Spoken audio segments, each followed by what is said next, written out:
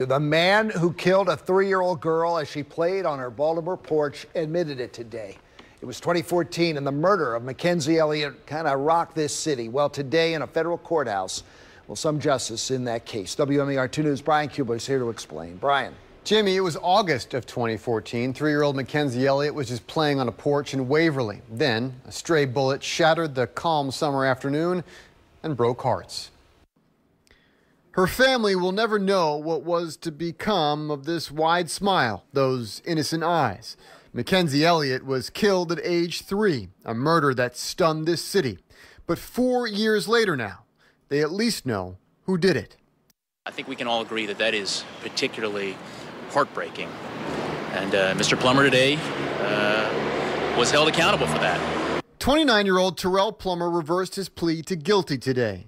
Guilty of his role in the Old York money gang, guilty of drug distribution and possession, and most importantly, guilty of firing the bullet that missed a rival gang member, striking and killing 3-year-old McKenzie Elliott as she played on a front porch in Waverly. At the time, then Police Commissioner Anthony Batts promised a quick arrest, but it took 4 years.